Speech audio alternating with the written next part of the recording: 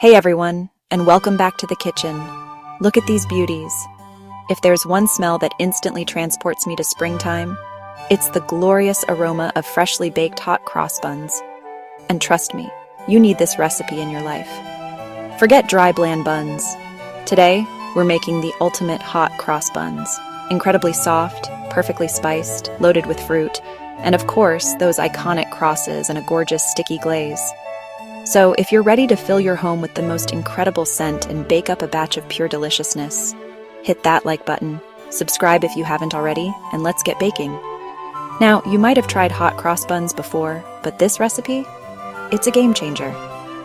We're focusing on a few key things: building incredible flavor, ensuring maximum fluffiness, and getting that perfect golden finish.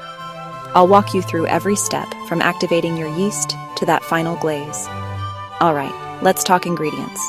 For our unbelievably delicious hot cross buns, you'll need warm milk, about 250 milliliters, 1 cup. Make sure it's warm, not hot. Think bathwater temperature, around 40 degrees Celsius or 105 degrees Fahrenheit. Too hot will kill your yeast. Active dry yeast, 7G sachet, or 2.25 teaspoons. This is our magical rising agent. Castor sugar, 50G, 1/4 cup. For sweetness and to feed our yeast. Strong white bread. Flour, 450 g, about 3.5 cups. The higher protein content gives us that lovely chew. Mixed spice, 2 teaspoons. This is crucial for that classic hot cross bun flavor, or a mix of cinnamon, nutmeg, and allspice. Salt, 1 teaspoon. Unsalted butter, 50 g, 1/4 cup, melted and cooled slightly. Large egg, 1 at room temperature. Mixed dried fruit, 150 g, about 1 cup. I'm using a mix of sultanas, currants, and candied peel. And for our crosses and glaze, plain flour for the cross, about 3 tablespoons. Water for the cross, about 3 tablespoons. Glaze, 2 tablespoons sugar and 2 tablespoons water, or apricot jam and water.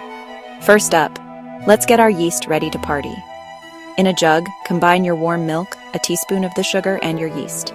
Give it a gentle stir. Now, here's the important part. Leave it for 5-10 minutes. You should see it become foamy and bubbly on top. That means your yeast is alive and happy. If it doesn't foam, your yeast might be old or your milk too hot cold, so best to start again. While our yeast is activating in a large mixing bowl, combine your flour, the rest of the sugar, mixed spice, and salt. Give it a good whisk to distribute everything evenly. Now for the wet ingredients. To your yeast mixture, add the melted butter and the egg. Whisk them together. Pour the wet ingredients into your dry ingredients.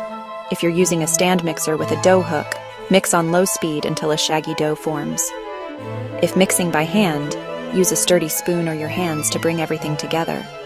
Once it's mostly combined, add your mixed dried fruit. Don't add it too early, or it can get too broken up during kneading. This is where we develop the gluten, which gives us that incredible soft and chewy texture. Knead for 8-10 minutes in a stand mixer on medium speed, or 10-15 minutes by hand on a lightly floured surface. You're looking for a dough that's smooth, elastic, and no longer sticky. A great test is the window pane test. Gently stretch a small piece of dough. If you can stretch it thin enough to see light through it without it tearing, you've developed enough gluten. Lightly oil a large bowl. Place your kneaded dough in it, turning it once to coat. Cover the bowl with cling film or a damp tea towel. Now let it rise in a warm place for 1 to 1.5 hours, or until it's doubled in size. This is crucial for flavor and texture, so don't rush it. Once your dough has doubled, gently punch it down to release the air. Turn it out onto a lightly floured surface. Now we want uniform buns, so I like to weigh my dough and divide it into 12 equal pieces. This usually works out to about 80 to 90 g per bun. You can eyeball it too. Take each piece and gently roll it into a tight, smooth ball. The trick here is to create surface tension by cupping your hand over the dough and rolling it against the counter. Place them on a baking tray lined with parchment paper, leaving some space between them as they'll grow. Cover your shaped buns loosely with cling film or a damp tea towel. Let them rise again in a warm place for another 45-60 minutes, or until they've almost doubled in size and look puffy. Don't let them overproof or they might collapse. While your buns are doing their final proof, let's prepare the cross paste. In a small bowl, mix 3 tablespoons of plain flour with about 3 tablespoons of water.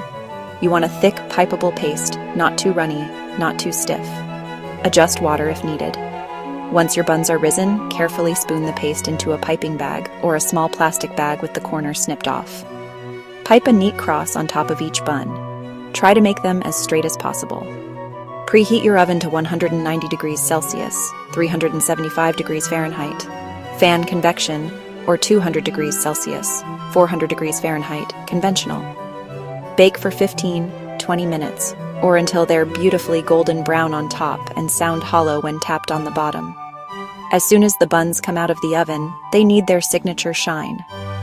In a small saucepan, combine 2 tablespoons of sugar with 2 tablespoons of water.